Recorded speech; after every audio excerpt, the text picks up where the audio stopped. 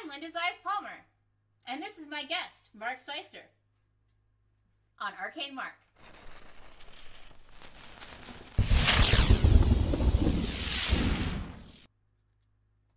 Hi, Linda. I'm really glad to be joining you today.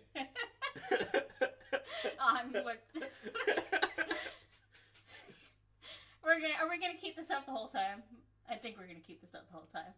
Anyway, you know, the thing is that Mark started off this show and he did one of the interview styles that we usually do with me when I hadn't yet decided. I was our first guest, yeah. When I had not yet decided that I wanted to actually be on the show. But that means that of all the people we've interviewed, we have not yet had a chance to actually interview Mark and ask and talk about those sort of standard questions. I mean, we talk a lot about what our experience is like at Paizo now, but not how we got there or, you know, your new position and what that entails. Yes. So I also refused to do the interview until the new position was official enough that we didn't have to dance around it. Mm-hmm. We have a first question here. How was your day? How was my day? Yes. Well, let's see. There definitely was a lot of advanced player's guide, as there usually is. So, advanced player's guide, advanced player's guide, advanced player's guide. Oh, there's a meeting about another later book. I have to skip it for advanced player's guide. Oh, wait a minute, an art brief for another later thing. I have to do that, and not advanced player's guide, and more advanced player's guide. But, the good news is... So, you're working on the advanced player's guide is what I'm getting? Oh, no, definitely not. Clearly, the game mastery guide, we're still working on it, even though, like, it's coming out in a very short time. That's not how it works at this point in Watch the episode about the actual design process. So, let's ask you the question that we usually start with. So, how did you get into gaming tabletop in the first place?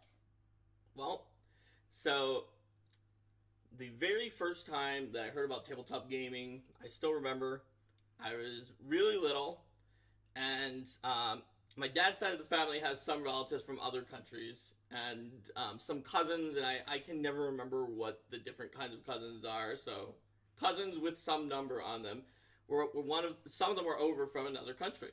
And so my cousin was telling me about the tabletop role-playing, D&D in particular, and he's like, it's a game, and you can play it, and you can be all sorts of things. You can be a wizard. I was like, oh man, that's cool. Or a thief. I was like, that's pretty cool.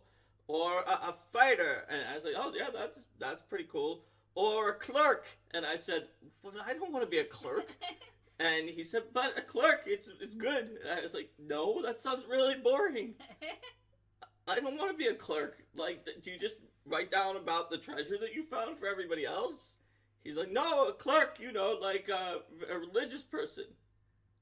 I was like, you mean like how the church used to be the people who would know how to read and write, like in the Middle Ages?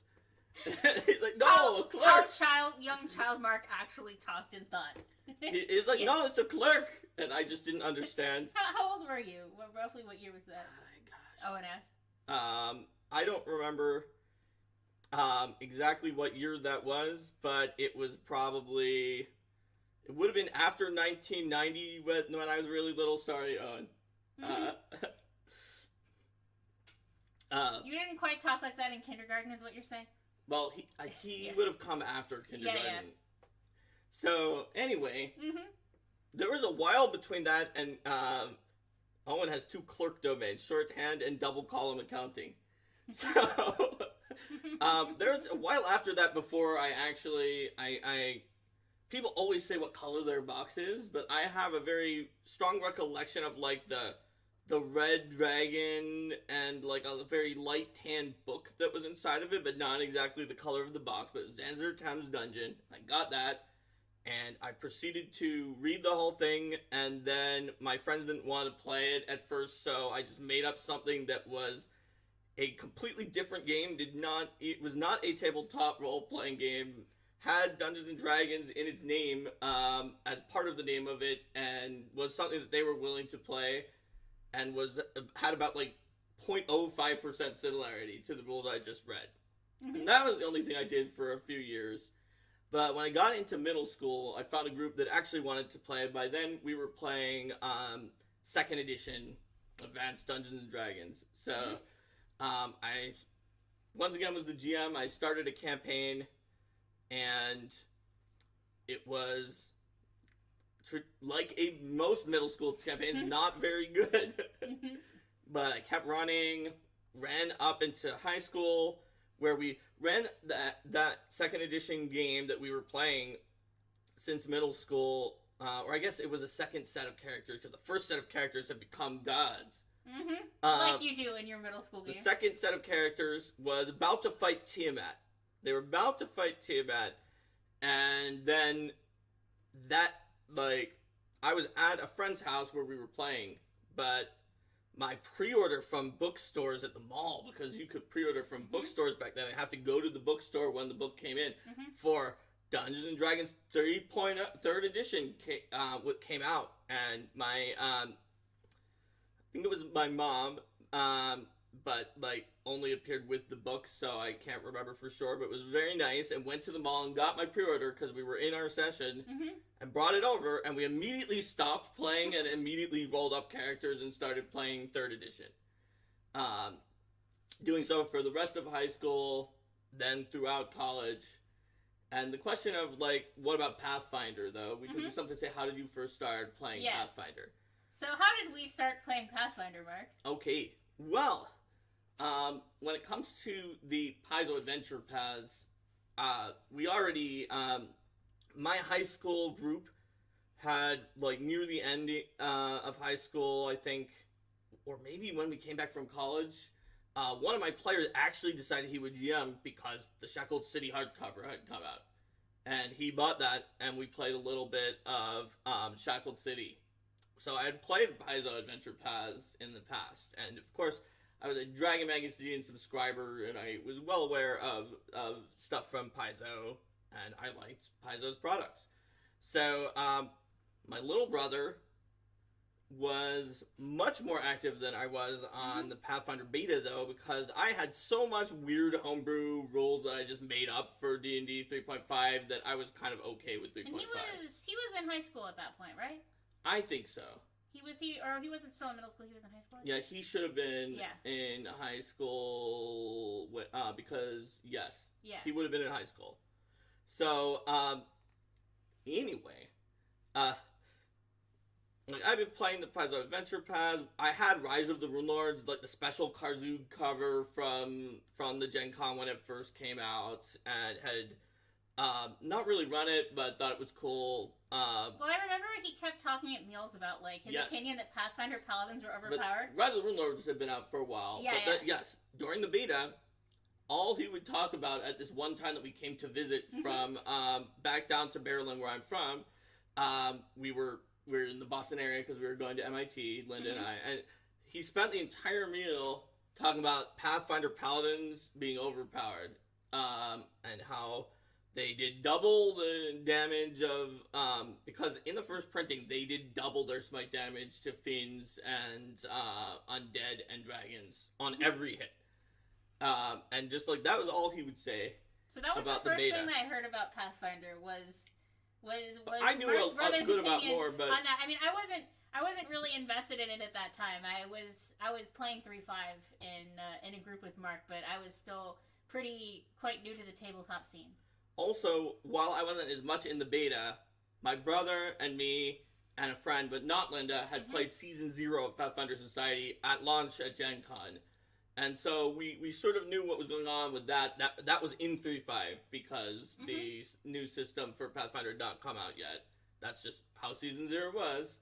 So I was pretty aware of Pathfinder, and when we went to Gen Con the next year with Linda, my little brother signed us up for an Iron Player tournament that was the very first slot of Gen Con, and at that very first slot, we were expected to build 12th or 13th level Pathfinder characters, and my brother had barely gotten in line our core rulebooks for this slot. So we went in and we played it, and I won an additional core rulebook for our group because of the think it was second place at the Iron Player tournament. Yeah. So... Well, you were super helpful. I know you probably don't want to say it yourself, so I'll just say it. That you really helped us figure out what the heck we were doing with this new rulebook that no one had pretty much seen and at all. And the GMs hadn't seen it either. So you really made it, helped us have an amazing table, and like I was like, let's see, because I'm trying to build a character on like a year's 3.5 experience and not knowing anything about Pathfinder specifically, and I hadn't played a bard before, but I wanted to play a bard, and you helped me figure it out really quickly. So we did that, and I came home with 2 Pathfinder core rulebooks. But ultimately, our group... The same 2 Pathfinder core rulebooks that we still have. Haha! Beaten up and loved as they are. Yes. Our group was still playing our 3.5 campaigns, and we kept doing that. But the thing that really pushed us over into Pathfinder was the fact that, once again, you know, my friend did a little bit of Sheckled City. Ultimately, we didn't make it past... With the one after Flood season, we're in the middle of that still with a decades-long hiatus that probably will never recontinue. But I was always GMing again, and I decided, just based on the fact that Linda had some of the best general RPG skills that I'd ever seen, that she would be a great GM. Plus, I wouldn't have to GM all the time. So I got her a subscription to... Pathfinder Adventure Path, starting with Council of Thieves. You were trickier than that. You told me what you wanted for your birthday was for me to run a game for just you, just to try this GMing thing out. Just a little taste. And then I also bought you an Adventure Path subscription to Council of Thieves. So yes, she did run Shut In, which was Wes Schneider's Wes and Sutter. And Sutter's first adventure for Dungeon. For me, as she had all of Dungeon's backlog to find something, and she found Wes and Sutter's first adventure. Well, I was looking for something that looked interesting and complicated, and then it was a mystery, and it was you. So I had to add like 17 more layers to make sure you didn't figure it out immediately. That's true. I didn't figure it out immediately. Yeah. I caught you with some of those many red herrings. We did solve it in a very short amount of in-game time, but we went and pursued other leads rather than just immediately being like, oh, it's this person. So Linda ran that. Then I got her Council of Thieves, and she started Council of Thieves. And Warlord says, no lie, I only discovered the best NPC in Council of Thieves a few hours ago. Who's the best NPC? Who's the best NPC? No spoilers, but what's the name of the best NPC? Yeah, what's the name? I'll know who it is, and so will Linda. But, so, Linda was running Council of Thieves, and that was in Pathfinder. And so we had that, and all our other games were still in 3.5. It also, I had done, like, some very vague... I lurked for such a long time on Paizo's message boards that I discovered when, I think someone found out that my, like, Paizo.com account was one of, like, the top 10 oldest of people in the company, which is wild, and it's very strange to me, because I barely posted in those early years. Oh, the very Orderly Goblin. Not even at all. Oh, the Orderly Goblin. Yeah, that Orderly Goblin is awesome. But one of my first, like, legitimate posts in on Paizo.com was asking for help for Linda, because she didn't want to post it, and I didn't want spoilers, so I had to do it carefully. That was basically like, Council of Thieves Player's Guide tells you, you know, you're in Cheliax, it's pretty oppressive, most people there follow the rules and are worried about Thrune, and this adventure path is not about overthrowing everything. And online, I later discovered lots of people wanted to overthrow everything and then got mad the adventure path wasn't, but our group, Linda did a great job of making sure our group actually knew what it was about, and we built characters that were about that. But I didn't read the whole AP and prepare and think about how my party would react to things. The problem is, I'd never GM'd for a group before. The very first thing that happens is there's a box text speech that is absolutely could come right out of Hell's Rebels, because it's like, down with Thrune. Or it ends with, a West Crown free of these shadowy beasts is one step closer to West Crown free from the thrice-damned House of Thrune. Yes. And then, like, immediately being pursued by the authorities. That's, like, the very first thing that happens in the adventure. Yeah. I'll say it. So, so Owen says it's a big bait and switch. We didn't think it was a bait and switch necessarily, because the Player's Guide did a great job telling us what it was. But the beginning hook...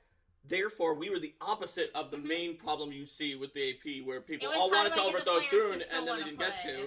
The problem was, we didn't want to be with this woman because she was like Looney Tunes going to overthrow Thrune. Yeah. So the players wanted to play, but it was like, but our characters wouldn't want to play. We don't want to be with her. I didn't know how to deal with it because I was a new GM. Yeah, we were like, we don't want to be with Janivin. She is...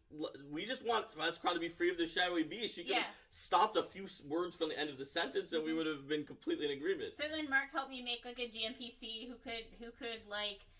And make some more backstory connections and make some other changes. One of the players switched his character into a member of... We had the Blades of Aridin instead of the Children of Westcrown. And he was already a member, and he was... I won't say he was more reasonable, because he was quite out there in his own way, but he at least was someone we could relate to. His name was Red Black, and he was all about red and... if you know, like, data security, where red and black are terms... He was from Galt, and he was wary of everything, and he was always about, like, being careful and not getting caught. And also, all the other NPCs, we eventually got on. We were playing that one. We still were... 3.5 was our main system, but we started cycling in to our votes for new campaigns. Rise of the Rune Lords, but in Pathfinder, and other Pathfinder APs. And they started winning a little bit, and we started playing a little bit more Pathfinder. And eventually...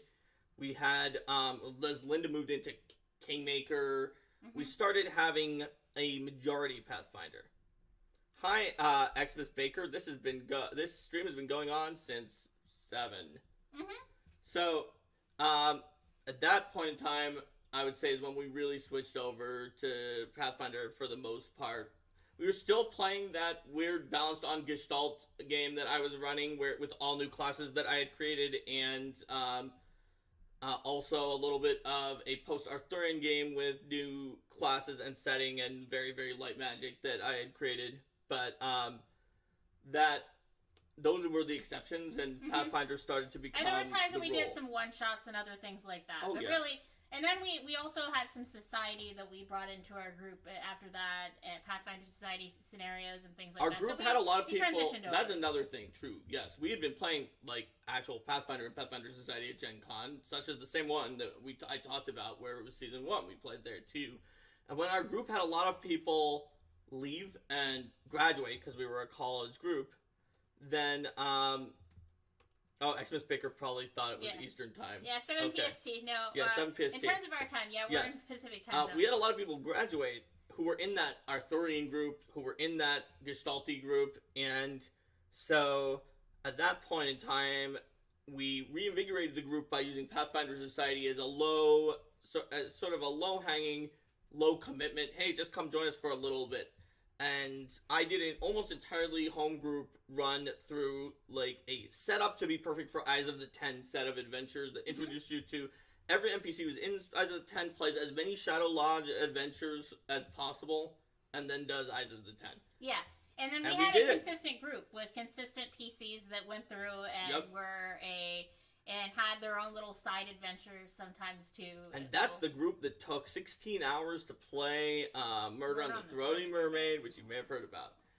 In any case, that's how I got around to playing Pathfinder and how our group got around to mostly playing Pathfinder. It wasn't just like a huge bang and a shift, but it was sort of a slow seismic shift. Well, I mean, we're doing that now with 2nd edition. We have our first campaign in 2nd edition. When I start GMing a campaign again, I'm planning to do that in 2nd edition. Still trying to decide if I want to do War for the Crown. War for the Crown's the one you're doing. Age of Ashes or Extinction Curse. Yeah. Warlord says the 16-hour 30 Mermaid sounds like an amazing session. There were some good things about it. And there were definitely some bad things about it. Yep. So that was sort of how we got into Pathfinder as a game. But when did you first start getting interested in the idea of writing or professionally for Pathfinder? Well, I mean, I was always kind of interested in writing things, but I wasn't confident enough to put out my work.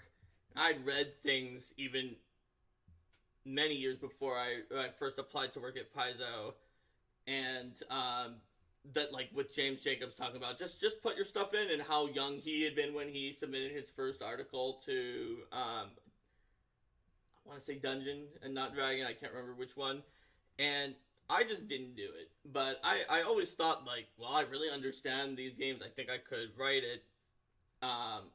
But eventually I did apply for just on a lark for a developer position at Paizo that several years later I found out that I had not been taken to the next round on. Also, before that, I found out that somebody had been hired for that position. Yes. But then I applied again when Sean K. Reynolds is just someone I grew up reading like a lot of his analyses and a lot of his comments about gaming, and when he left Paizo, I was like, I know that they didn't even get me past the first hurdle the last time on that developer position, but this is a designer position. It's really more of the thing that I'm really good at, and so I applied for that one too. So just also kind of on a lark of just like, well, you know, it's not going to get past the resume again like last time. If it does, I'm pretty confident I can ace the test. Because I was always confident I could ace whatever test I got. And I know that tests are later. Jim says, I read too many of his analyses regarding to Alchemist Fire. I didn't read that, Jim. Jim is recalling a time when Linda and I were venture lieutenants. We were at PaizoCon, and the venture, or the captains of Atlanta at the time, told us that you needed a full round action to prepare Alchemist Fire, and I said it was only for lamp oil. And they said, "Oh, really?" Sean K. Reynolds said it was it was the full round action for Alchemist Fire. I said he wouldn't have said that. I don't believe you. Even though they were very trustworthy people, I just like that doesn't make any sense. But then Sean happened to walk past our game like 15 minutes later, and they say, "Hey, Sean, tell him what you said." And Sean just directly told me, "No, yeah, you have to spend a full round action." And so, at that point in time, I had to tell everyone back at our lodge, well, the designer said that we had to do this, and I don't feel right. Like, he literally said that. He literally told me to my face that you definitely had to. I don't feel right going against that as a venture lieutenant. I should enforce the design team's rulings. And this caused many issues with low-level swarms, such as my horse being killed by Jim himself at a table. Where Jim, as the GM said, I'll let you not spend the action to pull out the Alchemist Fire if you are okay with that. So that's where that comes from. Yeah, that's where that came from. Owen says that Jason says that I did in fact ace the design test. Yay! Yay! And we have some people chatting about their games. Christmas Baker GM their first session of Pathfinder on Saturday. Awesome. The show must go on is a great adventure. Show must go on. And Elftro's on the verge of finishing GMing the first book of Age of Ashes and also thinking of running Extinction Curse. So, but yeah, basically, to go back to the question, yeah, I'm not sure exactly why my resume even made it past the resume round the second time. But once I did, it was onto the test. It may have helped that put me in the top. Yeah. The top. I mean, you were also like a venture lieutenant, a 5-star GM by that point, so that may have helped. Sure, but I had also done Pathfinder Society before that point, not 5 stars worth, but yeah. Well, but I mean, this wasn't where you thought you were going to be. So, when you were growing up, where did you think you were going to wind up, and what did you do? When I was little, like really little, I was like, I'll like design video games or games or something like that. But then, like, there's a lot of reality in that situation, and as well as a dearth of internships for the video game industry plus other information when I was in high school made me realize it's ridiculously hard to be in it and extremely stressful. Owen says it made it past because I was a venture lieutenant, 5-star GM, and an MIT grad. Not many people hit anything like that many check marks. True, Owen, but I had a significant percentage of venture lieutenant, sort of venture agency percentage, a significant percentage of 5-star GM and MIT grad the first time too, so you never know. But then I figured though that I still was interested in computers and sort of like the logical thinking that came with computer science I liked, so I got my undergrad and master's degrees at MIT for computer science and was doing artificial intelligence research. So how did you decide on artificial intelligence as a subspecialty?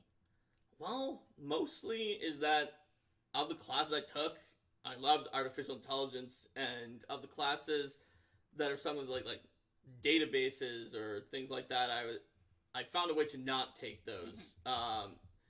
Artificial intelligence spoke to me because it was about the things I liked the most about computer science. Things like sort of the thought that goes into computer science, the problem-solving approaches you learn, the connections to language and thought. And I took a lot of cognitive science classes too. A few linguistics classes accidentally. Well, then on purpose. Because they're awesome. They're really fun. Well, one was cross-listed with a computer science and a cognitive science class.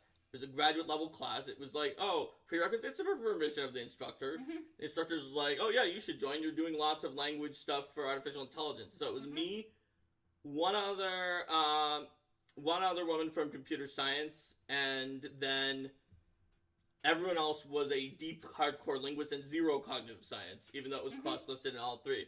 And the other computer scientist quit quickly because it was very, it was hugely jargony and deep down a linguistics rabbit hole. But I just refused to quit. And it was fun other than not understanding all the acronyms. I think we've told the story before about how we were both in linguistics classes, but I took the more traditional route and we sort of met in the middle. By more traditional, she means the reasonable route of taking intro to linguistics, then taking phonetics, and then syntax, and then semantics. I took deep grad, oh my gosh, stuff. Then I took abnormal language, which I thought really applied to me and what I was interested in.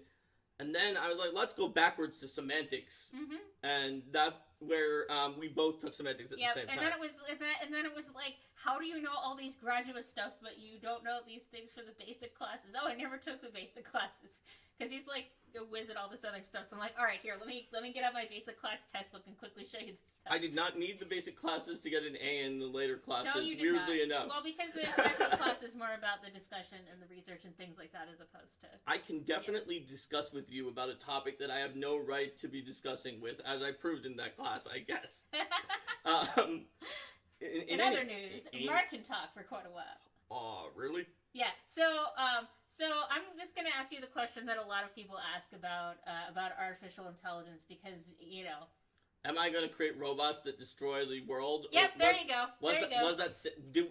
Some other people have said that Paizo saved us from that by taking me out of artificial intelligence, but that's not the joke about artificial intelligence is that something that we haven't figured out how to do yet is artificial intelligence, and that the moment artificial intelligence figures it out, some other subfield of computer science claims that it was in that subfield all along. Things that you take for granted, like the maps on your phone,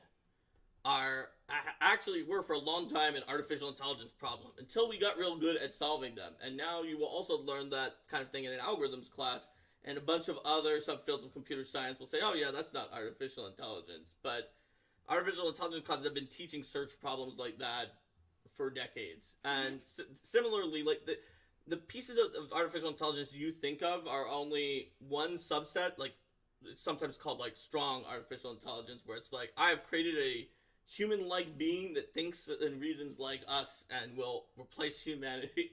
So, all right. And Owen says that he assumes some of us will be programmed into the protected list of the AI core. Yeah, I know. I like how I'm just going to ask you the question that everyone asks, and you immediately start answering. There you go. No, that's sort of my answer to it, which is that a lot of the big successes that you see just of the modern era, I'm not saying all of them were artificial intelligence, but there are a good percentage of them that actually were and are just now not considered it anymore now that it works, which is kind of funny to me as someone who researched artificial intelligence. So for you, the information itself was really interesting. And how did you decide on the topic that you were studying for your thesis? Well, that was what interested me. That's what the group I was with was working on. And so that's how I decided. So state your so why don't you tell people about your thesis? My master's thesis? Your master's thesis. Well, yeah. that's the one that I actually finished. The Because I master's dropped thesis, yes. my, I know. my PhD dissertation to work at Paizo. That's true. So my master's thesis is about the use of basically representations and structures in natural language. So what I did was I figured out, and this is not just like sentence structure and like syntactic grammar, like use of contractions or something like that, but instead conceptual structures like saying that like the stock market went up. That's a transition. Increase, decrease, stay the same. Those are called transitions. Or the ball rolled down the hill is something called a trajectory. And there are other types of sort of representational structures that a sentence can contain. So I created a regular expression parser and also a little program behind it that would find what kind of representations were being used in any amount of text and figure out what the distribution was. Of course, there's all sorts of like there's a Wall Street Journal corpus that is used for a lot of language learning, and I ran on that.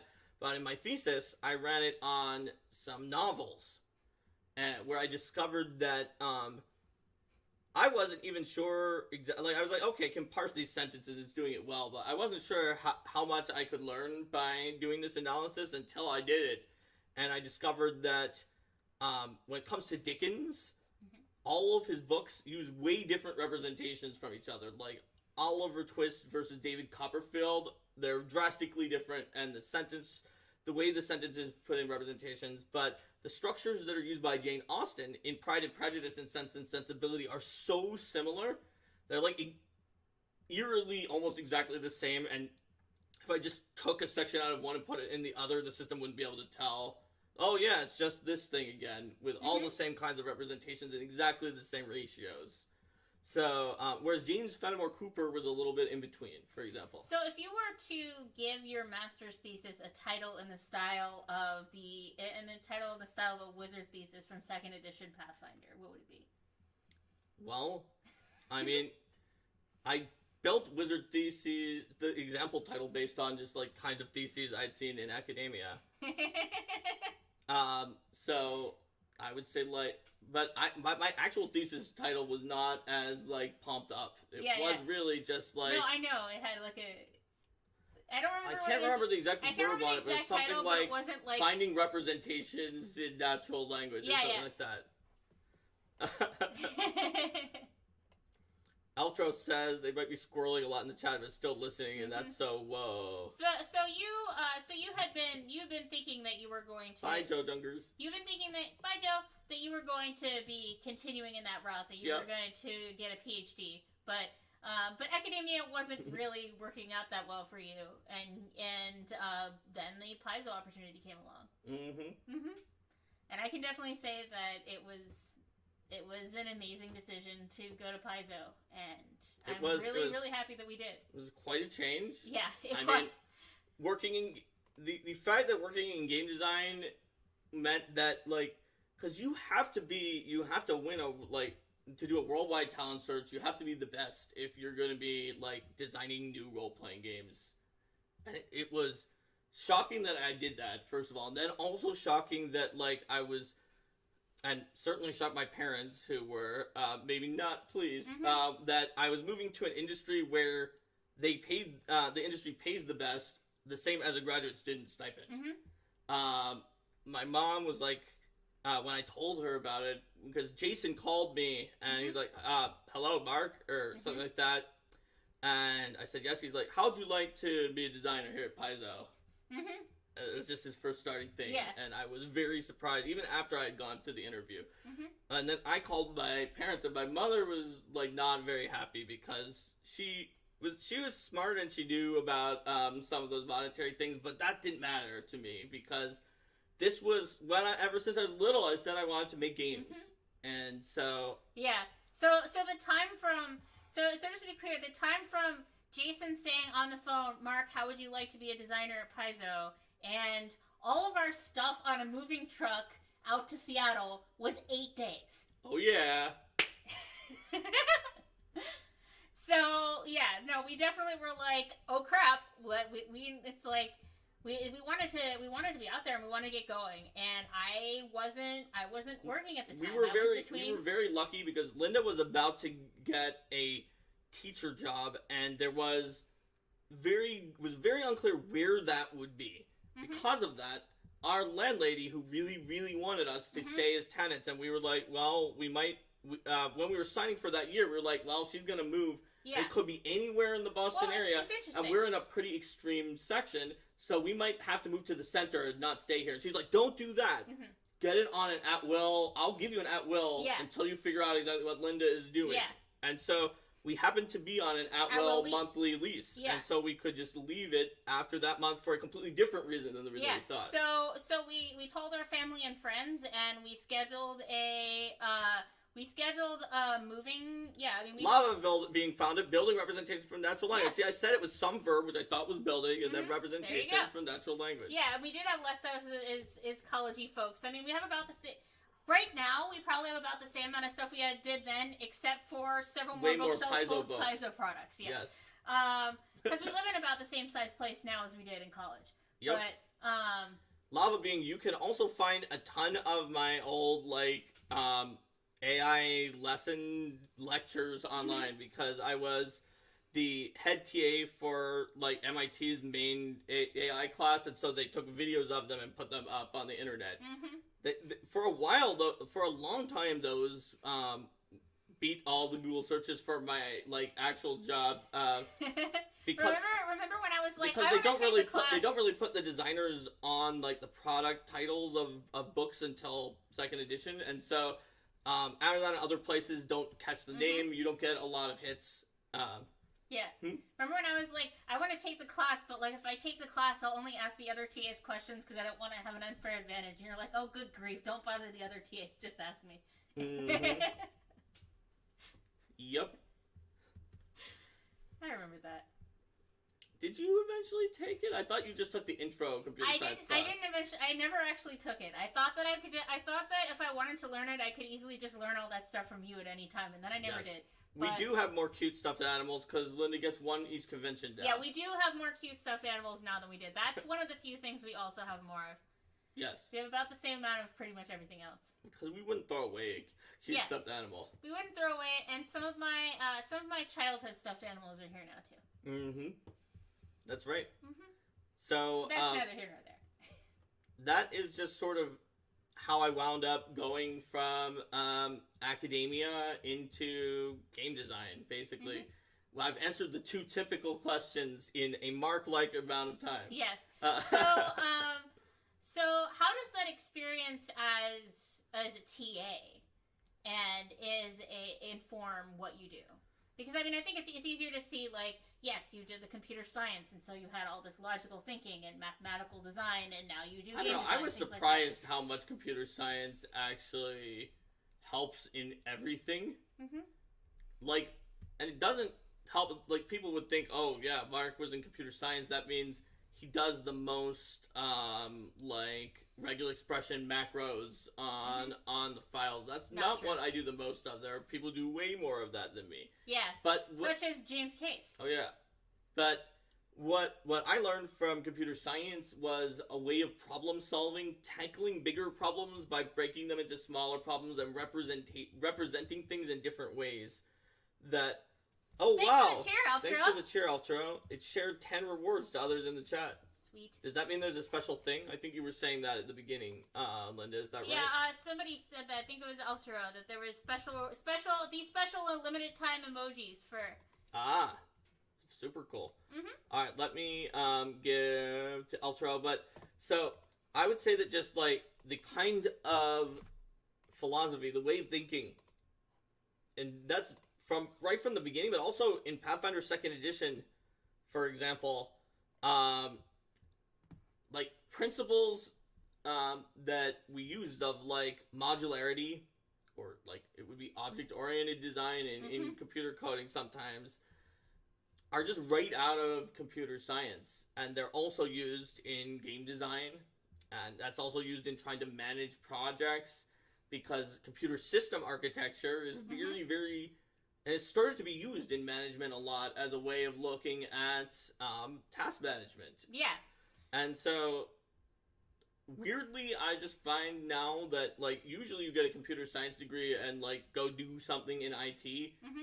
But I think that a computer science degree, or at least my computer science degree at MIT, because of the way it was taught, is very useful just towards a project-oriented structure that is computer or not. I found that for my math degree as well. The idea of, you know, not just thinking logically, but when you're trying to prove something, how clearly you have to be able to get from point A to point B and make sure that every step in the middle is accounted for, and just the sense around numbers and what's reasonable and what isn't, and the practice with going against what feels like, oh, this feels like a big bonus, this feels like a small bonus, this feels like it'd be easier or harder, and then going in and being like, well, what is the actual math behind this say? How does this actually work when you bring all these pieces together? And getting used to working with a lot of pieces that interact.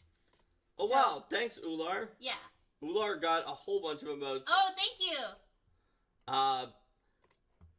So, I think that's definitely true. And also, of course, being a TA is a really good analogy for another part of what you need to be a game designer, because being a TA at a prestigious college, it fits with one thing that Steven always says, which is you have to know that your player is very your players in the game, they're very smart but also very busy. Mm-hmm. And similarly, and you know, then they need help with what they're doing right now. Similarly, teaching at a college course like that, introductory, but at MIT, meant that I had to get skills in dealing with people who are very smart, very busy, don't know the thing right now, or they're having trouble with whatever it is at the moment. Mm-hmm. And it's definitely a different skill set than other kinds of teaching, but one that's helpful for game design. I know you might not have planned to say that, but also sometimes people are a bit more sure than they should be that they know exactly what they're talking about. That is true. There's definitely some communications issues that some people would have. Mm-hmm. One of the things that we used to talk about in one of the sort of communications classes I TA'd is piranhas, which is that MIT students are taught to have the persuasion skill of a piranha. You make a mistake, if someone makes a factual mistake or like screws up their research paper, you latch on to that wound, the bleeding wound, like a piranha and just rip viciously into them. And there was an assignment in the class where basically... This is one of the ones you were TAing. One of the ones I was TAing, where the assignment is basically, we had just read a paper about a way that someone who is dyslexic can basically foveate to a different part of the page. Oh, thanks for the sub stuff, Monkey. Oh, thanks for the sub. They can foveate to a different part of the page, basically put their eyes in a different place on the page, and that kind of treatment had a very, very high probability of allowing them to read in a way that bypassed the dyslexia. It was discovered by a scientist who realized that dyslexics had something with where they were looking that was always like, I think I might get this... Hype train level 2. Ooh, hype train level 2. I might get this exactly reversed, but I think they were always ahead of the text. Mm-hmm. It wasn't that they were always to the right of the text, because in Hebrew, they were always to the left. Mm-hmm. And so by making a piece of paper with a little window over just in the sweet spot for where dyslexics were, this researcher discovered that you can just read, and you can read more normally as a dyslexic. Mm-hmm. So the assignment was... you get this other paper which has these great MRI magnetic resonance images, which are basically little pictures of the brain. Thanks for the cheer, Rico. Thanks, Rico. Like, the data is really striking, and the analysis that the researchers did is really wrong, even based on their own data, and the researchers are just like, this data proves that there's no way you can help dyslexia, and you should just give up, and some really weird stuff that they said. And so the assignment is, your friend who is dyslexic reads the second article and says, I should just give up on ever getting better. That's what the article said. Mm-hmm. And now you are going to write a letter to the people who wrote the second article to try to convince them about the things we found from the Try first to article. And all the way through, a few people who really figured it out didn't do this, but so many people, including some people who were like the sweetest, gentlest students in class, were the most vicious in the assignment when I was grading it. Oh, thanks, Elftero. Thanks, Elftero. 5 tier 1 subs gifted. Wow. That's awesome. We got an emote too. Oh, we got one this time. We got love sign. Aww, oh, a love sign. Look, it's a heart. Look, it's got the heart. Alright, so it was striking. Like, I couldn't even believe some Cosmic of the... Crit 200. What? Cosmic Crit 200. Yes. Okay. Thank you, Cosmic Crit. Thanks, Cosmic Crit. Like, some of the people, like, I knew them just from, because it was a discussion class, and how,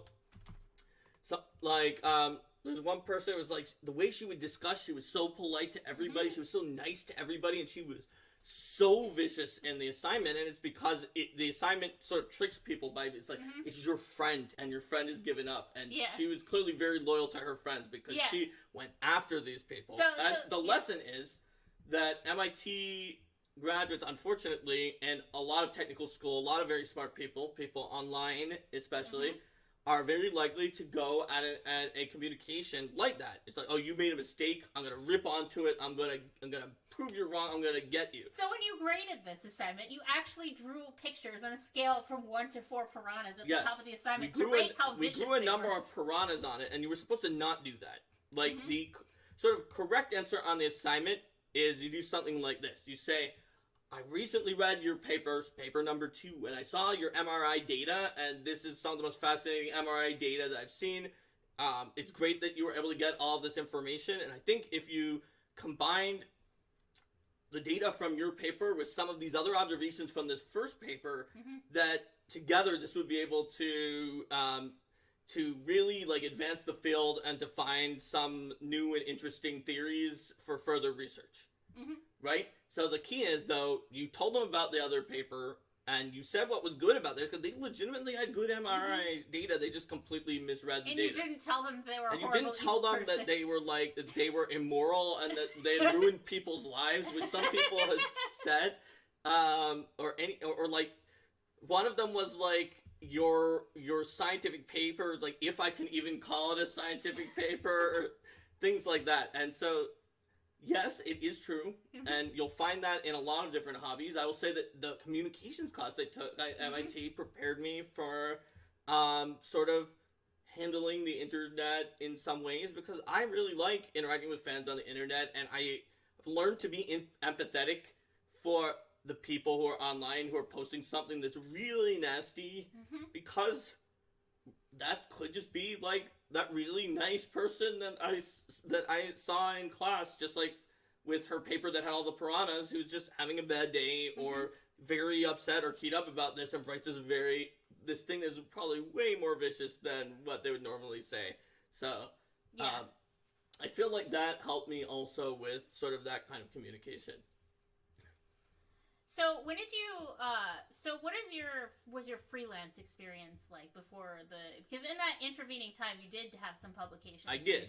Well, there was a number that I had signed up for or written, not that many that was, that were actually, published, because, like, I had even before I was signed on at Paizo, like, you and I had met Jason Nelson, who is a Paizo freelancer and Legendary Games guy, when we played at one of his PaizoCon games. Yeah, we played it was Skull and Shackles. Skull and Shackles. It was a Skull and Shackles, like, naval battle where we were the two Thrones, and we annihilated everyone in the Navy, and then they got to fight us not in the Navy with wishes, and I had a crossbow, and they also were outnumbered us 4-1, and we annihilated them again. We should not have won, but knowing that we were going, they did not necessarily use the wishes in the most optimal way. Well, we decided to play that naturally, which is to say that they were 4 chaotic folks who just came up, and they had their characters in advance, but they didn't plan in advance. Whereas he and I were discussing, like, well, we are these highly trained, highly disciplined Chilaxians who've been fighting together for a long time in the Chalish Navy. We know how each other fights. Let's do some tactical planning. So at the time, so nowadays, thanks HDWS. Thanks HDWS. Nowadays, there's actually quite a lot of like new talent that Legendary Games scouts. But at the time, everyone who had written for Legendary Games at the time that I told Jason Nelson about an idea I had actually was a long-term Paizo freelancer before that. But he just liked my idea, he said, which was like a sort of expanded and different relationship rule system for Jade Region. And other games that aren't Jade Region, but specifically I created mine for my Jade Region game. You have all seen it in, if you watch the Jade Region episode. He's like, yeah, we'd publish that. Or if you've seen Ultimate Relationships, yes, Legendary which Games he product, did publish which it eventually. Yes. But then for a while, like, Legendary had a million things and he didn't actually publish it. But at another PaizoCon game, I had met Dale McCoy from John Brazier Enterprises, and he was interested in publishing The Reaper, which is a Psychopomp-blooded plain touch that I wrote, where he said, make any ancestry you want. Or rate, sorry, I was saying ancestry now. And I pitched a few, and he said, I really like the Psychopomp plain touch. I said, and the best part is, here's a quote from James Jacobs that said that Paizo will never do one. So it'll be a niche that nobody else is going to fill. And so I wrote this Psychopomp-blooded plain touch, The Reaper, and I got that with him. And that one I think was a per word instead of a commission, and so he paid me, and then that also didn't get published. So then, and it's a little sad because, like, the professor I was talking about with the piranhas has since passed away, and this next person passed away, but Steve Russell from Wright Publishing, sort of with him and Will McCardell, also known as Cheapy on the Paizo board, sort of approached me to do some Fae archetypes, just 3 quick Fae archetypes for Wright. And I just cranked those out. One of which was highly based on what would have been my RPG Superstar submission one of the years, the first year that had archetypes on it. And so people were like, this is really good. And we really, really liked the one that was based on my RPG Superstar submission, which I called the Masquerade Reveler. In fact, they liked the Masquerade Reveler so much, including N Zeitgeist, who is like the most prolific third-party published reviewer, that Steve approached me to write an expansion for that, which he was first thinking maybe 101 masks for the Masquerade Reveler, because Wright has a lot of 101s. And then Will convinced us both that it should be Secrets of the Masquerade Reveler, which is usually for a new class. But in this case was just for that archetype. And so I wrote Secrets of the Masquerade Reveler. That also got published too, because Steve was fast at getting things out. And it also super rave reviews from N Zeitgeist that I did not expect, and other reviewers, including on Paizo.com, where people said that it was like somehow claimed that it was of a tier from Pathfinder First Edition tier theory, that it is higher than it could possibly be as a martial character or other unusual claims. So people in chat were asking me to put a cat on my head. Excellent. In the chat. So in the streets. So. It was definitely, I was very surprised, and not only that, it was, I guess, so popular that, like, some sites that hosted a lot of illegal games had, like, Paizo stuff and, like, some Dream-Scarred Psionics and, like, a few other things, and my Secrets of the Masquerade Reveler that they were putting out for a while, which was, I was like, that's cool. Anyway, I got hired by Paizo after that. Mysteriously, all the other things I had been working on up until that point significantly moved forward in the, and if you know anything about third party, you know they're inundated with tons and tons of stuff. They have to put out lots of little products. I mean, Owen's doing 52 times 4 products in 52 weeks. So I'm not saying that they should have prioritized mine above, but it happened that the priority suddenly raised up when I was now a Paizo designer. Oh yeah, and folks are talking about your Rogue Eidolon guides. Yes. Well, I had written my Rogue Eidolon guides, and done playtest information. I put those on my resume, my Rogue Eidolon guides, and also I put on my resume the fact that during the Magus playtest, like, nobody was giving like playtest data. It was all theory crafting, and so a few people were. Jason really wanted. I made a thread that was the only playtest data thread, where I also kept analyzing all other threads that had playtest data, grabbing them all and putting them in one thread, just asking people, which they totally listened to. Please just don't post here if it's not playtest data. And and Jason posted in that thread. It was the first time Jason ever said anything to me where he said that I got 1 brownie point. So I said in my thing, I think it was either my interview or my question, that I had 1 brownie point from Jason for that thread. Yes. And Owen says, "Oh heck yeah! Once you're a Paizo designer developer, your old freelance gets much more interesting to publishers." Oh yeah. Sad as a third-party publisher. That reminds me, I need to follow up on a project that I have been planning to write for Legendary and just really haven't had time to do. Yep. It's not always that, like, you're gonna have third-party publishers knocking down your doors. Like, my first week was also during a time when there were just a lot of Kickstarters, and Jason said, "I'm gonna warn you, Kickstarters are constantly gonna be asking you to be a stretch goal in their Kickstarter, and you need to prioritize, and you cannot do too many or you'll burn yourself out." To this day, I've never been asked by a single Kickstarter to be a stretch goal. But you definitely get a lot more interesting to third-party publishers when you are working at Paizo. You still generally have to reach out to them rather than the other way around. Yes, I just was told that that wasn't the case. All right. So let's see. Owen says that someone is cunning. Me. Oh, Linda is cunning. For my ability to sneak plushies in. Yes. Well, there you go. and Foof the Bat. And Foof the Bat, yes. So, yeah, I would definitely say to anyone who is interested in designing things to do work for third-party companies. Yes. They might not publish your work right away, as they did not for me, but eventually maybe they will. And maybe they'll be really popular on almost the first time.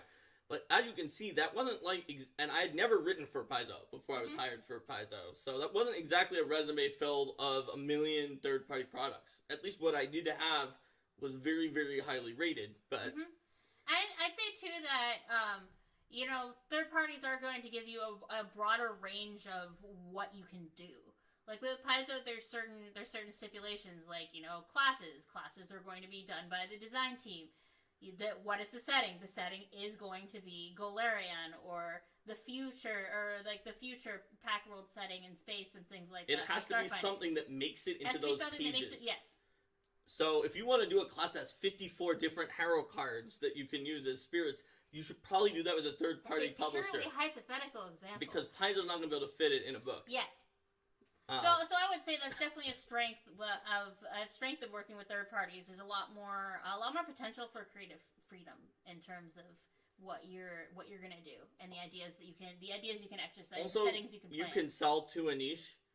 That was sort of really helpful for Pathfinder First, because in Pathfinder First Edition, there was basically zero amount of control of what the power level of the game was, and you could have 2 characters, one of whom could defeat an unlimited number of copies of the other character, and they were both the same level. It's like, no, you have 250 of you, of your 18th level fighter. Yeah, my one 18th level wizard can beat all 250, sure. It was a game, I'm not saying with every wizard and every fighter, I'm saying you could create 2 characters where that would be true, and so a third-party publisher could create products that were just flat-out balanced around assuming that you were optimizing to such a bleeding edge. And then the players who were doing that would have a product where everything in it was perfect for them. Whereas Paizo couldn't do that because that would break the games of most of the players. Owen says, when looking at COM, the character observation manual for Starfinder, Rob and Owen were the only people in the project who had ever designed a class from scratch. And he'd done it once. But you can do tons of classes for all sorts of games for third parties. And that's definitely true. Like, at the Paizo office, now we got Liz with 2 games, but like Mike Sayer has designed a ton of third-party classes, for example. There's a question there from K-Ward Jinx. Bye, Owen! Bye, Owen! Can you speak a bit about your editing process? How much of your own process is or was editing? So, I basically have almost never done editing. I try to be very, very careful with my use of language, and I know that in addition to Owen telling me before the same thing he said on the show, which is that Jason showed him my test and I did really well, also I had heard from the editors, or actually I guess from Wes, the editor-in-chief, that the editors really liked my test compared to some of the other tests for the editing sort of clarity that was in it. So I try to be clear, but I definitely do not have actual formal training as an editor. Yeah. Paizo did make, I think both of us, like, in early days, do certain editing passes. Yeah. Where it was just like, here's a product, do an editing pass on it. Very few for me. Very few. Once I was into about the second or third month of my time at Paizo, it was acknowledged that I needed to be full-time organized play developer, just because of how much was going on there. If I remember correctly, you kept being scheduled for just whatever random thing, but then you would just, when you were done, instead of being like, I'm done, give me another random thing, you would just do organized play until they came to you to give you a different thing. That is correct. I did not let on how quickly I was finishing my other projects and just asked John Compton for how I could help him. Yep. Because you knew with organized play needed a second person. Because I knew organized play needed another person. It had not been acknowledged that it needed a second person. And I knew that they weren't going to be like, how dare you get projects not by asking me every time what you can help with. So, like... Steven Glicker asked what was on the test. Design was on the test. Yes. That is what was on the test. It's a secret. Mm-hmm. Design of a variety of things. There were all sorts of, like, questions that went from, like, ridiculous combinations of math to adjudicating a really niche situation and beyond. Every skill you could think of that a designer would need. No multiple choice on those tests. No multiple choice. So, yeah, it's definitely not multiple choice. It needs to be questions that are worth our time to grade it and learn about the person, and a multiple choice is not. No, we can say that we can't say much about the test, but we can say that Paizo's tests do not have multiple choice questions. That's right. Oh, wow, yeah, there's several... It looks like there's several, like, RPG emotes that Elftro have found. Alright. So, let's see. Do you have any other questions for me, Linda, about different topics, as opposed to how I got into gaming and how I got into, I guess I didn't really talk about what is a design manager. What is a design manager? And then I want to talk to you about what you do otherwise when you're not. Okay, so what is a design manager? I'm glad you asked. How is that different from, how is the Paizo design manager over all products, how is that different than the lead designer for Pathfinder or the lead designer for Starfinder? So, the design manager is the person at the company who is responsible for basically going across all the products and games and looking for design consistency to make sure that, like, the rules were consistently designed and up to our standards, even in the products that don't have as many design team members on them. And that doesn't mean I look at every product. There are design leads for every product, but I sort of help coordinate the design leads to do that. In charge of departmental outreach, so going to other departments at Paizo to tell them about what design is up to and ask about what they need from us and how we can be a resource, and the overall design process. In addition to doing a heck of a lot of design. So, a good example is if there was a new product that we were talking about, and we're thinking about, Logan, as the lead designer for Pathfinder, can say, but how can we make this product not just this new product that people will like, but something that they'll take down off their shelf even if they move on to a new game? They'll be like, but on this topic, I'm going to pull down my old Pathfinder 2nd edition such and such a book because this is just a book that maybe not timeless, but it's one that I just really value even to the future. How can I make the book like that? And I'll say, and then Logan will might come up with a theory for that or ask us and we'll all talk about it. And I'll say, okay, how can we make that happen with the mechanics, with how we're going to do it? So, I think what that actually literally happened at one point. I was like, this is just a great way to explain the difference in what we're doing because it can be confusing to people that we both got promoted to higher design positions. And also the fact that design manager is for all of the different games. That being said, Starfinder definitely has a lot of other managers already, so it makes sense not to just like insert additional managers into Starfinder right away. So we're basically coordinating with Joe, who is the Starfinder lead designer, to figure out when and where they need some design manager assistance, and when it comes to Pathfinder itself, we have a better sense of what that is. Yeah, and we already had that. We already had a bit of that set up in organized play with you as our design liaison in terms of when we have. Well, that's how it all started, right? And yeah, this is also why it's natural that this is the position I eventually got, because it all started when just like I got into the job, and Mike Brock is like, by the way, we have a Pathfinder Society meeting, and it's at this time, and you're a Venture Lieutenant and 5-star GM, so you can come if you want. And they didn't remind me any week after that or come get me, but I just went in and sat there, except for when I forgot and missed it, like pretty much every week. And brought back information from the Pathfinder Society people to my team, and from my team to the Pathfinder Society team to let them know what was going to happen. Did a little bit of, before Linda was there to be like a constant in-office confidant, I did some more brainstorming with John than I did after he actually had someone to brainstorm who was in organized play, and just generally liaised with the organized play team. And eventually, I was officially considered to be a liaison who was supposed to sit in at that meeting just through inertia of doing it. And then you got officially added to the meeting. Then I was officially added to the meeting, and I just kept saying I want us to have more of these, because when I got to Paizo was, I think, at the maximum of this, and we're doing a lot better now, but it was just being very, like, segmented even within teams that have to work directly together on the same projects, and very, like, fiefdom-y. Yeah. And I kept saying in my yearly reviews, I want to bring us all together, and you do these liaisons. So then they started having liaisons across even more teams.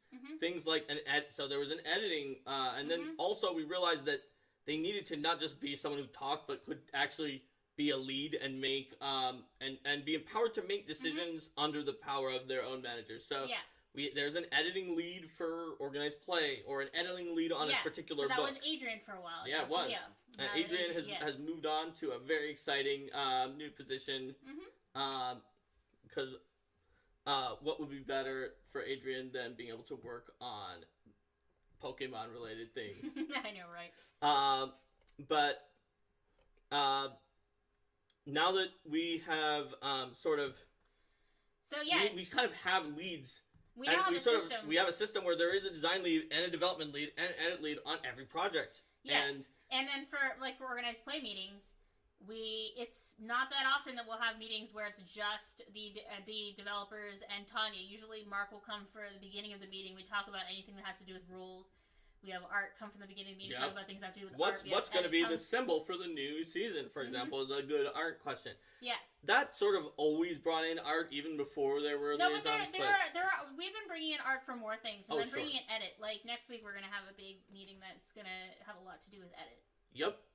And so that's just something that I've been very passionate about. And so now I have a position where it went from I was sitting in here because I was invited one time to I'm officially sitting in there to a company does all that thing company-wide, and I am in charge of designs portion of that. So I feel like that just sort of, it was what I was doing already. I had built those relationships already to do that, and I'm pretty excited about the possibilities that represents. So that's what a design manager is. What the designer is in general. And so designers at Paizo and developers at Paizo are different than in video games, because a designer for a board game or a tabletop role-playing game is someone who makes a new game. They design the game. A designer in a video game is someone who makes the world lore and the text and some of the things like that, and the graphic designers make the art, and they're all in that sort of area, and the developers code the guts of the game, because they're like software developers. At Paizo, that is not what it is, and I've mentioned this before in the episode about what are all these positions do, but developers have to do almost pretty much everything, and they're almost like the director and producer of a film. And designers are the ones who create the film and the cameras and all the things that the developers need to use. Which is also we're the experts on rules, which is not always the case even in board game and tabletop games. Sometimes, like the most nitty gritty, some companies designers know how to design a new game and know the psychology of new games, but developers might be the most nitty-gritty, like, I will stress test and find the problem with these rules or mechanisms in your game. That is not how we do it at Paizo, though. It's more of that design are the experts in the rulesy stuff, both the creation of it and of that kind of a testing. And development are good at so many things, even a wider variety of things, from telling stories, creating adventures, knowing about the world lore, placing appropriate rules that have been built to fit into a product, and much more. So you have to contrast with developer to explain what a designer is. Yeah. At Paizo, which is different than at other places. Yeah, and then it's like depending on what too. Like, I mean, my position has a lot of project management in it too. Yep. And like project managing the scenarios for the year and stuff like that. Certainly helping with project management and being in contact with our overall project manager, who's more of the program manager, but his project manager is his title. Yeah. Is something that I do too. Project manager as at the company really is more like program leads, because we have so many different.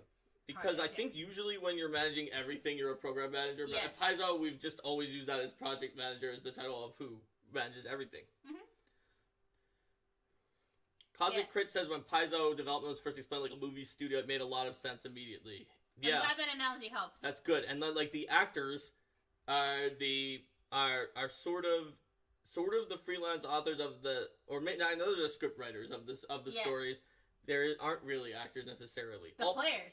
The players are the actors, and the audience. Once it comes out, they're the actors and the audience. But then that's weird because the developer is the director and producer, and they aren't there with the actors. I think the players are the audience, even though they're acting the scene. Yeah, that's true. Yeah, it's not quite exactly the same as a movie. Whatever. Yeah. Stunt Monkey says we are your puppets. Yep. Yeah. Frodo says the developers must dress up as the Iconics when writing.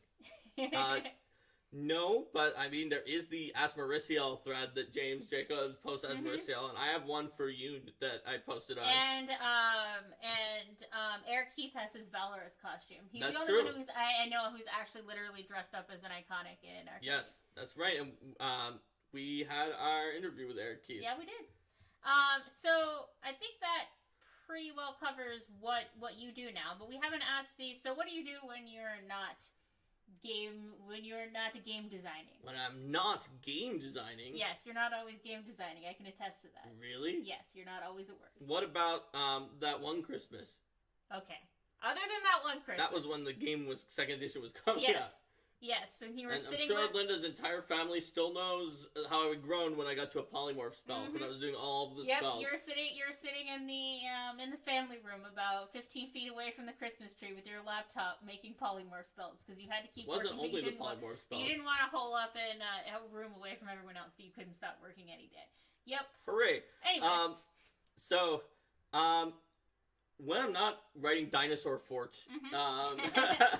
Oh, Dinosaur Fort. Yeah, well, all right. I'm a Twitch streamer. You're a Twitch streamer, really? 3 times per week, actually. What? Or 2 times when we don't have someone to interview. Tuesday, Thursday at 7 p.m. and Saturday at 10 a.m. You can check it out at twitch.tv/arcanemark. Or if you want to talk to me on my Discord, where I spend some of my time, you can go to invite.gg/arcanemark, which I will put up on here. Boop. Hey, for YouTube, giving the Twitch channel is not like as completely useless as it is right now. I know. Hype Train also Conductor. A Hype Train Conductor. We also have a YouTube channel, which has not been updated in 4 months, and I will eventually get to that. Rico the Bowler heard Dinosaur Fort and APG confirmed. I don't know if it's confirmed. I know that there are some people who want it to be an APG, and there's some people who very much do not, and so I would not. We will see We will see if it's an APG or not. Don't take any assumption that it's an APG. So we'll see. Okay, so you what have else a 3 do I times do a week other than Twitch that? stream with some pretty awesome fans. Yeah, obviously. So what else do I do? What else do you do when you're not stating the obvious? Well, I run and play RPGs when I can. Such as this Saturday after my Twitch stream about War for the Crown, I'm going to be playing War for the Crown.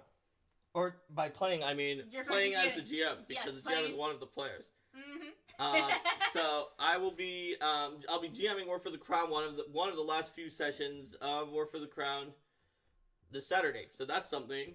I also play computer and video games. What types of video games do you like? Often RPGs, but also pretty much anything that's not a first-person shooter, sports game, or racing game. I'm willing to give a try. What are some of your favorite games you've played recently?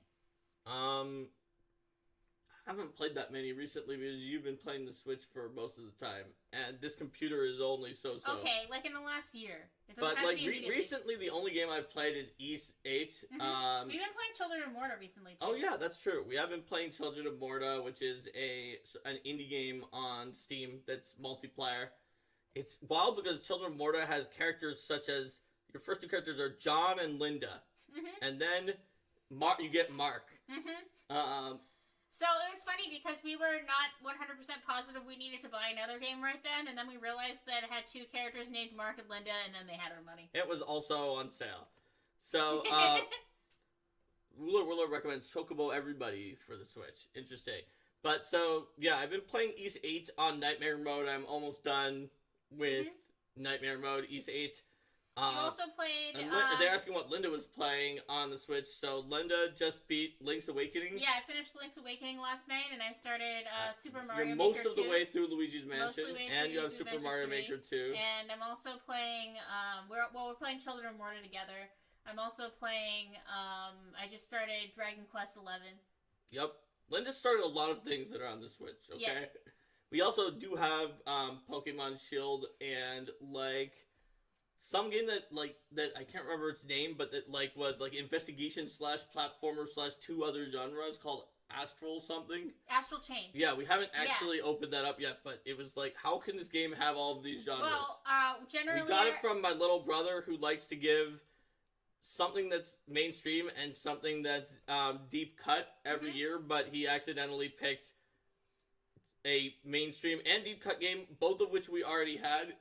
So we replaced them with Astral Chain as the new deep cut, and the new Pokemon Shield as the new not deep cut. But we have not played Astral Chain, so I can't tell you anything about it except for it has so many genres. How can it have that many genres? What kinds of movies and TV shows do you like? Well, I guess my family likes to do little family plans on different streaming sites. So since we got Disney Plus, I caught up on some of the Marvel movies I hadn't already seen. And because you saw Captain Marvel with your dad, so I watched that. And just in general, I watch something if it looks interesting. He watches something if it looks interesting. You heard it here, folks. I tend to prefer sort of like fantasy themes are themes I like. Sometimes mysteries, as opposed to like realistic / true crime / documentary type stuff. Yeah. What other games did I play recently before? What did I play before E8? I did play Fire Emblem 3 Houses. Fire Emblem 3 Houses. A ridiculously long amount of time spent into that one playthrough. If I learned anything about Fire Emblem 3 Houses by playing it, it's that I would not only have my PhD, not only be a professor, but be the best professor ever. If instead of trying to go to lectures or give lectures, I was fishing. Yep. And eating lunch with my students. What about Mages of Mistralia? You've been playing that one recently. I played that a little bit. Yeah, that's just like a random game we got on a Humble Bundle.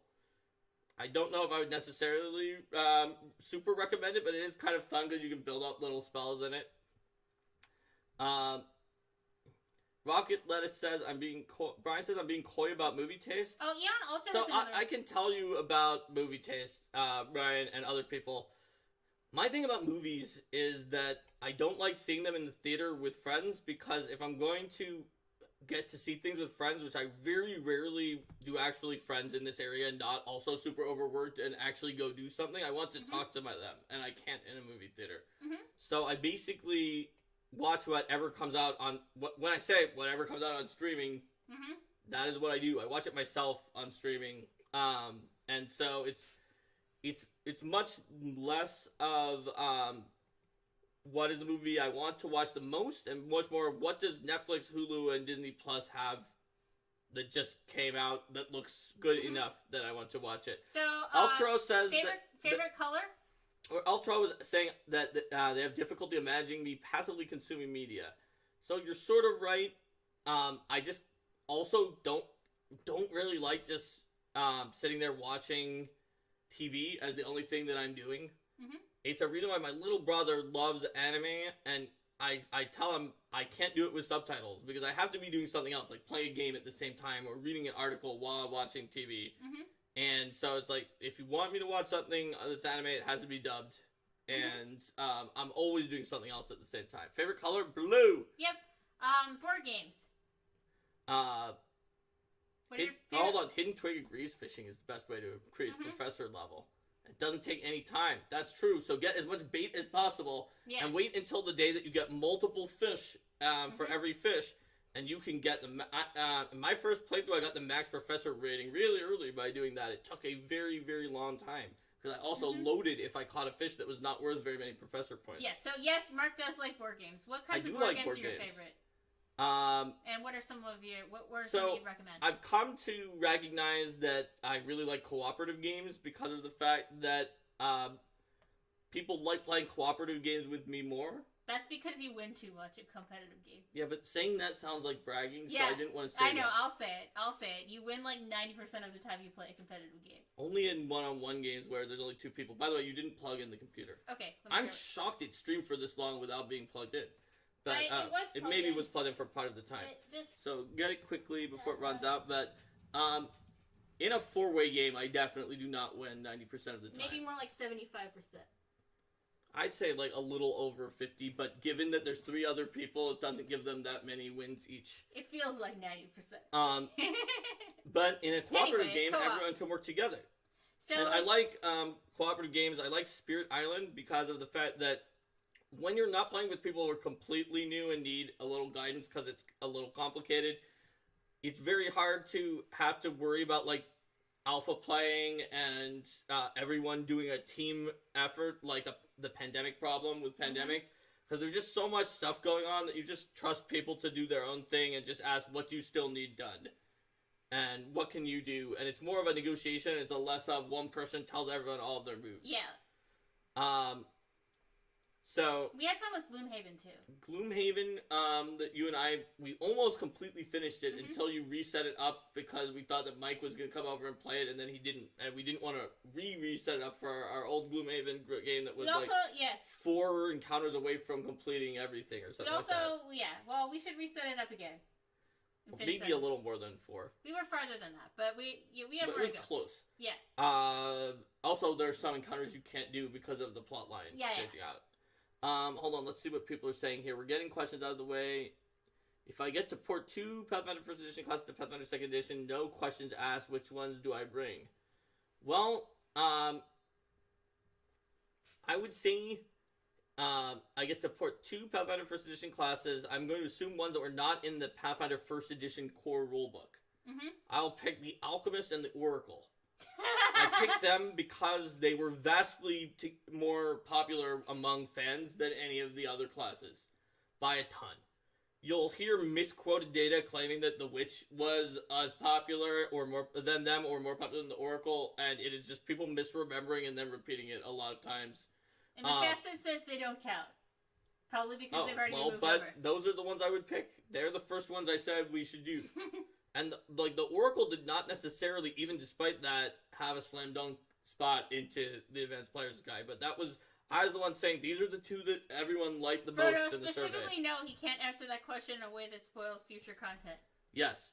But I feel like my answer is reasonable because I gave the reason. I did push for both of those classes, and we are making those classes. I think the question more being, like, looks like Stump Monkey thing, also watches TV shows while playing games. So, like, do you, independent of, like, what fan data says, do you have, like, a favorite first edition class?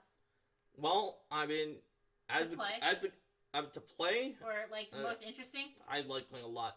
I mean, given that I got to write the Iconics backstory and the class, the Kineticist is always going to be one of my babies, but that doesn't mean that I think it's the one that we should actually port. Because there's a lot of things that people like, and the Kineticist is certainly popular among many people, myself included, but that doesn't mean that it's the right call. Let's see. Rico the Bold discovered Spirit Island recently and agrees that it's great. And Gloomhaven prevents being a forever GM. Yay! See, guys, I got him to answer it with something other than the classes that were already over. But I mean, I know for a fact that Mark plays a huge variety of classes. We both enjoy that. Enjoy mixing things up. Lava being asked, do you enjoy tabletop gaming from genres other than fantasy and science fantasy? What did you say?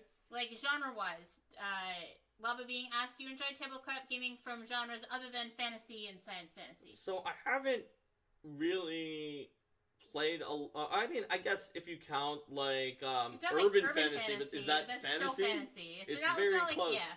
We've done urban fantasy. Like, we've done... because we've done, like, superhero stuff, but that's... We've done superheroes, and we've done, like, Dresden Files, the superheroes so it's, like, is very, very fantasy. close to fantasy, and There's still... my superhero heroes are always fantasy heroes, also. Yeah. If that's allowed in the setting when I play superheroes games. I've played Spycraft once. That doesn't have any magic. It just has the magic of my initiative changing based on which... Actually, never mind. It doesn't really have magic, but my character... I picked at random for a pre-gen. Turned out to, like, be the god Tsukiyomi, who was one of the immortals. Who It was like a sort of a traditional Mortal Kombat Island tournament. And I was trying to find the guy running the tournament because I knew he was an evil immortal, and I wound up being fantasy by accident. But I really did try to sign up for a non-fantasy we've done, game. like, Mutants and Masterminds in a more modern setting with played it superheroes once. and things. We've done a few other things that we mainly it's fantasy settings of a variety of types. Let's see. Doesn't have magic except for the magic. Yes. Yeah, that's about right. It looks like other people are multicasting here too. That's cool. That's me, in a nutshell. Like, any given day. And here's the thing about it. First of all, I can watch a TV show or a movie that I don't need it to be my top thing because I'm also playing a game. Second of all, if I watch one of those mystery shows that I was saying that I sometimes watch, and that's all I'm watching, I'll solve the mystery, like, immediately, and then it's boring. But if I'm barely watching it and also playing a game, then I can be surprised because I will miss the clues that I would have otherwise caught. And you so also it's much more exciting. You also pick different types of games to play based on what you're doing. So, like, when you're watching something more engaging, you're more likely to play, like, an idle game or something like that doesn't require quite so much focus. Potentially. And also, just sometimes my memory of, like, a show and the game I was playing at the same time are really linked. So when I think of one of them, I immediately think of the other. Yeah. Rico the Bolt says, watch worse mysteries that don't give valid clues or have coherent plots. There's that, but then there's even worse mysteries. Like, I found that, so there's some mysteries that can hold you off till the end because they break that, I can't remember the guy's name, but there's the guy who wrote the laws of mysteries that are just often followed. I think that those laws are actually a mistake to do in mysteries every time, one of which is you can't make the person who is the final culprit someone that the audience has not seen yet. But a lot of good mystery shows that I've watched, I find episodes where it is someone they haven't seen yet, but, like, the clues are clearly leading towards it, and it's not a character in the show.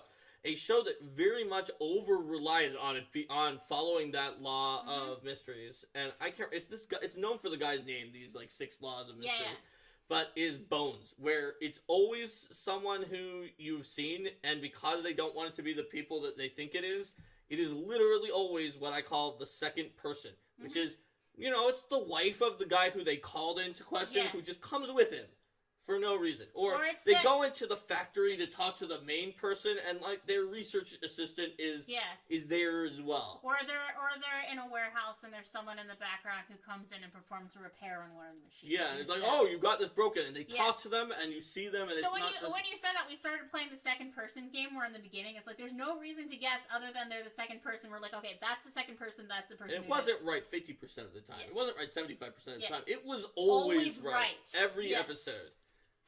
Lava Bean talks about Angela Lansbury being a serial killer because of Murder, She Wrote, and it's such a small town and all those murders. Rocket Light says it's also always the actor you've seen in something else. Yes. That is likely as well, although, to my benefit, I don't know actors like at all, so I didn't see them, or if I did, I don't recognize them. Yep. Even if they're the most famous actors. Like, another thing I guess we didn't talk about in this interview is one thing that I did in high school and in college, and now my parents coach it for the high school because they're empty nesters, was trivia. Just a lot. And I happen to know, or I used to at least, a lot of trivia and a huge number of topics. But actors and, like, any music that's more recent than, like, 1800 or something like that, maybe 1900, I'm being too mean. I don't know it at all. Like, there are things that you would assume everyone knows that I do not know.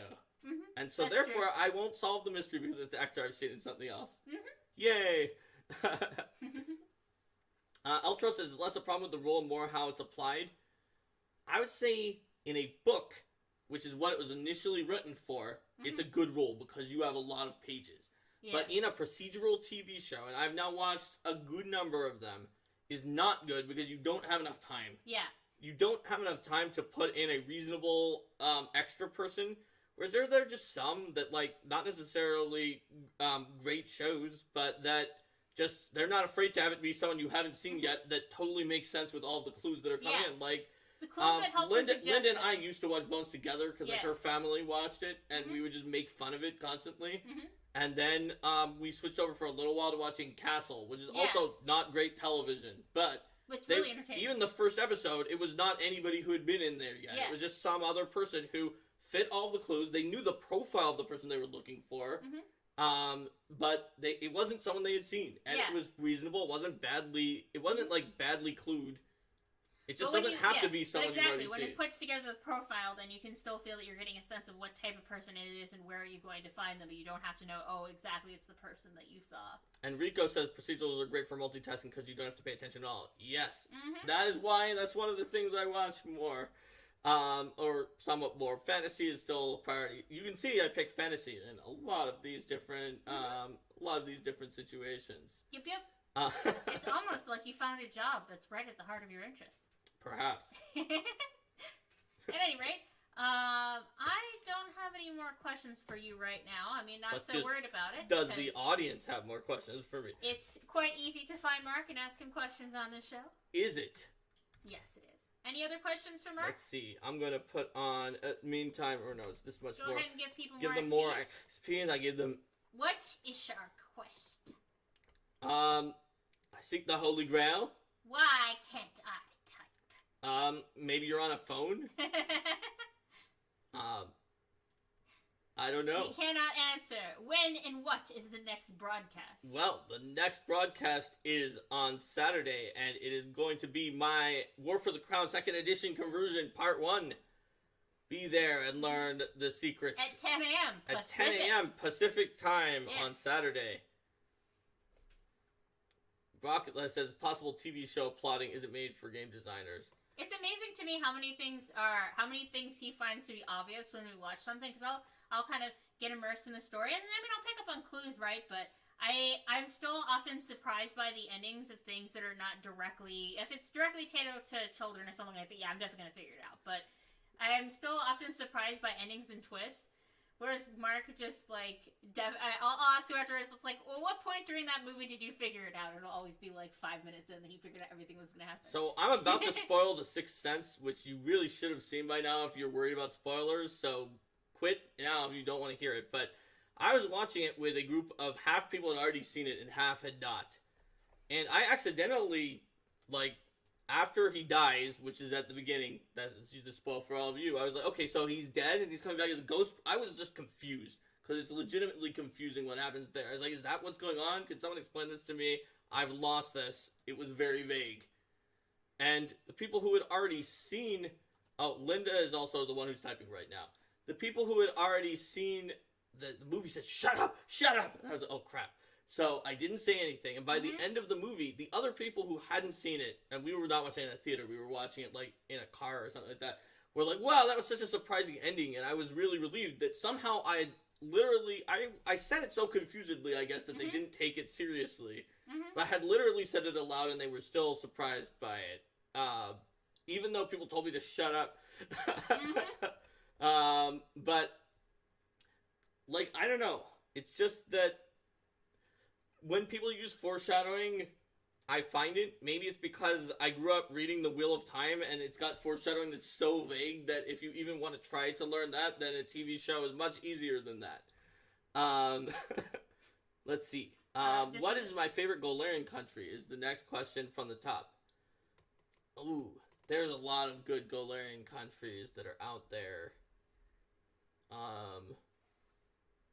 I don't know which one is my number one. Oh, I know.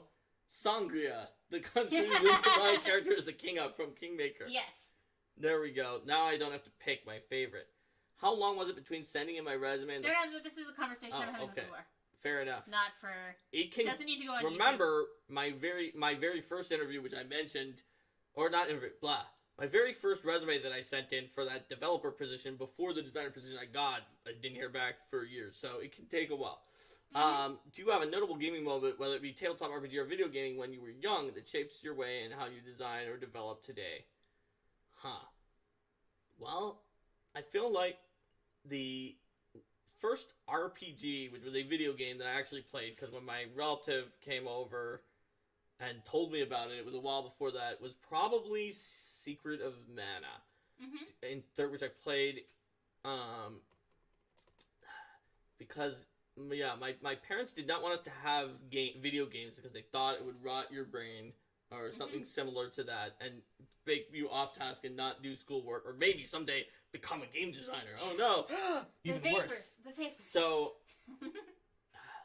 it is either... I want to say that the guy who had Secret of Mana was in 3rd grade and he was 2 years older than me and I was in 1st, but it could be that I was in 3rd grade. He was definitely a couple years older. And my friends who had video game systems were the best ones to go over their house because of the fact they had video game systems. Well, wait, because Jared thought he was playing, but he wasn't actually That playing. was when we actually bought it. Oh, that's when you actually bought it, right. I played it at my friend's house. Yes. And I was just kind of the younger kid who was there. They had 2 other people. It was 3-player. And, but also, only one person was, like, we were doing the beginning and they were humoring me. And we got to this point early on where the older kid had been unable to defeat the second boss, Tropicalo. And we got to we decided he had me start over so I could see the plot, which is very nice. And I got to this point, and the girl who's in your team is like, I want to go to the woods, and he was like, don't go to the woods with her. You don't have the axe. You can't cut down this post that you need to get to. And you're just going to have to go to Gaia's navel. So I was like, well, she wants to go to the woods. He's like, okay, fine. So we went to the woods, and he's like, you have to go to Gaia's navel, and she'll leave, and you'll have to fight Tropicalo by yourself. With one person, and you'll die. So, and tried to go through the thing, and I pressed A up next to it, and she's like, oh, crap, we can't get through this. We need an axe from Gaia's navel.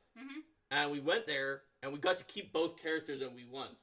And so, like, I had solved this thing by accident just by sort of stubbornly going to the place in the plot that they wanted me to go to instead of the place that was the correct way.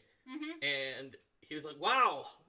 So that was sort of like one of my first role-playing games that I actually played, other than like the one I made up that was not Dungeons and Dragons, which probably was still after that by a little bit. That was very early on. So I don't know if that influences anything about my game design, but maybe it does.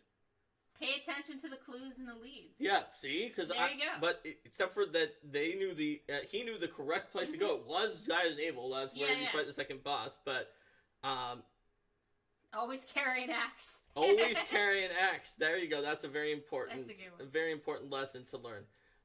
Let's see what else we've got here, because I think we have we're talking about being legit surprised by the Sixth Sense. Stop following the clues. Joanna had that movie spoiled by a review that said, I don't want to spoil the ending, but you can tell they read an occurrence at Owl Creek Bridge. Which, yeah, that definitely gives the whole thing away.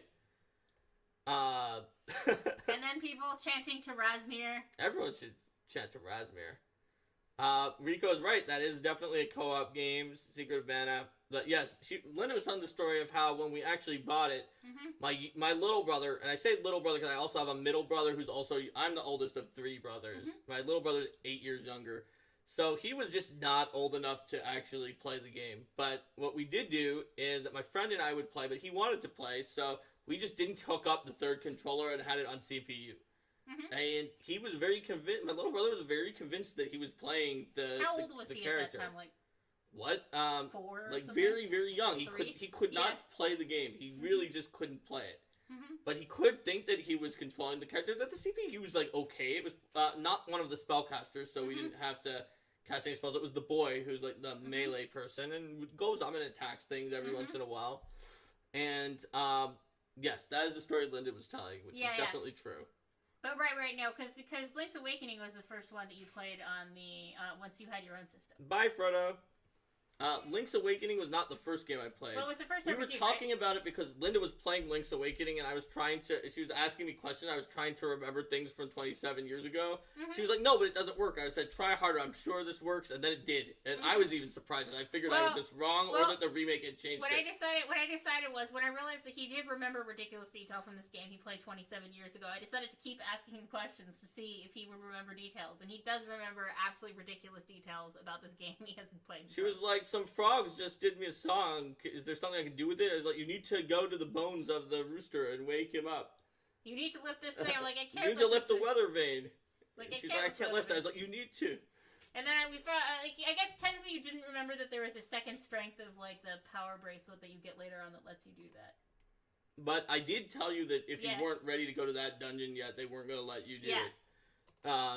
I told you you had to equip the power bracelet because in the original you had to equip it. Yes. And in the remake you don't. Well, the remake, the controls are really nice. Way they updated that. Super Mario Land was the first game that came with the original Game Boy that our Japanese exchange student brought over, not knowing that my parents banned video games, and they couldn't very well after I opened the gift and was so excited be like, nope, you can't have it. So that was my video game system for a long time, was just the Game Boy. So. And that was how you got Link's Awakening was my first Zelda game, though. I played it before Link to the Past because we didn't have a Super Nintendo at the time, and we didn't get an NES, so I may still never have played the original Legend of Zelda. We have it.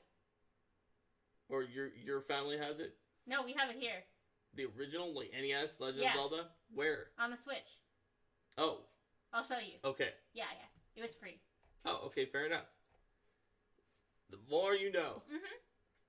But Mario Maker 2 is also on the Switch. Yeah, so. the virtual consoles. We just got we just subscribed to the Oh, right, you did that at home, because Linda took off today. Yeah. You did that, and that's when you got the original Zelda, and that's why I didn't know that we had it, because we've had it as of, like, being cheeky, as of 2 hours ago. Yes, exactly. I got Nintendo Online a few hours ago. For Mario Maker 2.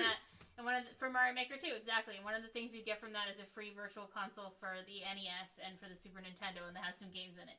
Yep. I'll show it to you. Everyone's telling me that that's what it's from, too. That's why I didn't know that we had it. There we go. So, yeah, I don't know. I play a lot of games. I think I'm more boring in, like, my other answers than a lot of our other people who are like, oh, man, amazing nature photography, or, like, all of these other things. It's like, well, I play other games, or sometimes watch TV while playing a game, or design games, or play games. I mean, I suppose I'm pretty similar in that regard. That's fair. Except I also like singing. You watch YouTube videos. Yeah, I watch YouTube videos. I usually don't watch YouTube videos. That's a difference. And yet we still manage to entertain people. That's true. That's true. The Kirby golf game? We'll have to check that out. Yeah, we can see it. That sounds funny. I know you like Kirby games. I do like Kirby games. Mm-hmm. All right. We are pretty heavily squirreled right now. I don't think so, because we're interviewing me, and people all ask me, like, look at how much chat asked about these questions. Fair enough, fair enough. See, that's the thing. Chat usually asks us weird questions that are a squirrel, but in an episode where they ask me a weird question is the topic, then it can't be a squirrel. There are no squirrels. This is a terrifying reality. Dun, dun, dun. Kirby Star Allies. I haven't played that one. Which system is it for? I don't know. We can look it up. Maybe later. So, should we say goodbye to YouTube? Let's say goodbye to YouTube. All right. Goodbye, YouTube. Bye! See you in the future.